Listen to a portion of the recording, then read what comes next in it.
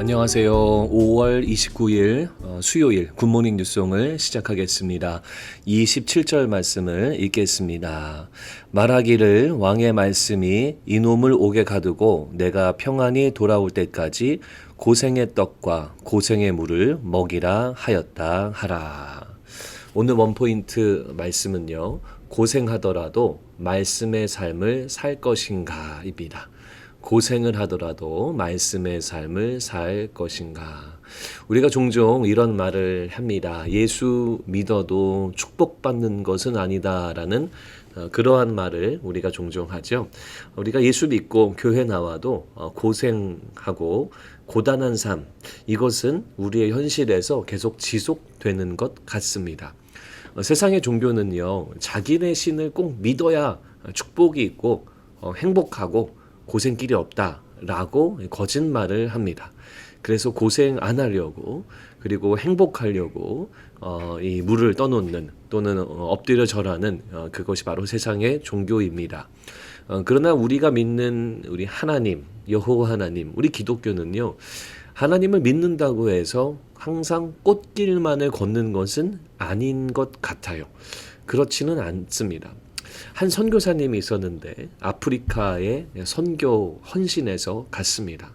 헌신의 마음, 그리고 기대와 설렘과 또 주님께 삶을 들여 영광을 돌리겠구나라는 그런 마음을 가지고 그 나라 가운데 나아갔어요. 하지만 현실은 이 현주민들로부터 배척당하고 배신당하고 복음이 들어가지 않아서 좌절하고 외롭고 우울하고 이런 것을 겪어서 결국은 이 선교 사역을 다 하지 못하고 철수했다라는 소식을 들은 적이 있습니다. 주의 길을 걸어가는 것은 결코 쉬운 길만은 아닌 것입니다. 이것은 믿는 우리들이 다 잘 알고 있는 내용이 아닌가 싶습니다. 오늘 본문에서 미가야 선지자가 예언할 차례가 되었습니다. 아합 왕이 물어봐요. 내가 공격할 것인가 말 것인가. 미가야는 결국 하나님의 말씀대로 예언을 전합니다. 그리고 아합 왕은 매우 분노하면서 이 미가야를 감옥에 가두게 됩니다. 감옥에 가두면서 뭐라 그랬어요? 고생의 떡과 고생의 물을 줘라라는 거죠.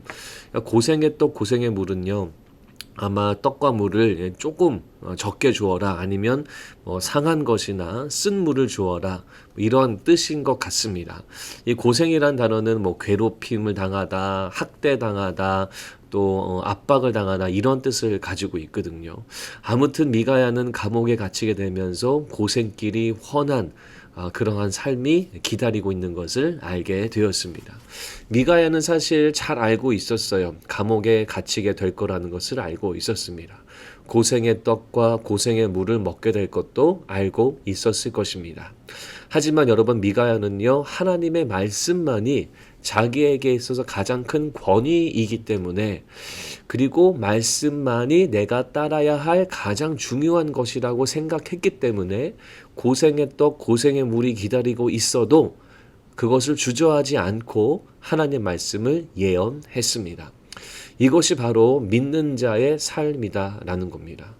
고생을 피하는 것, 행복한 감정을 느끼는 것, 이것이 미가야에게 가장 큰 권위가 아니었어요.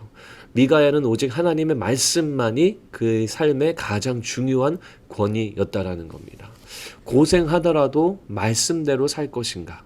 고생하더라도 말씀만을 붙들 것인가?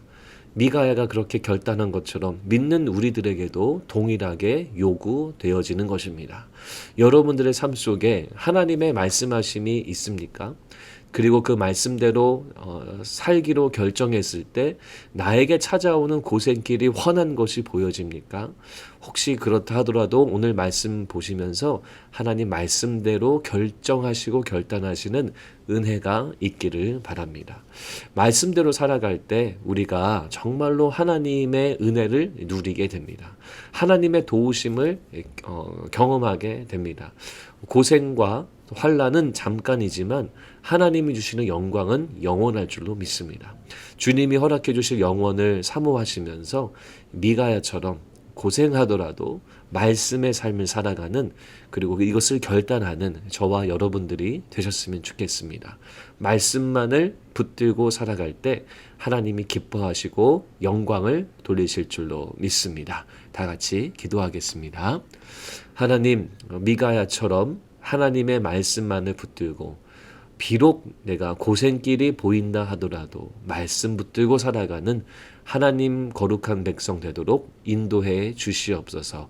감사합니다. 예수님 이름으로 기도드립니다. 아멘.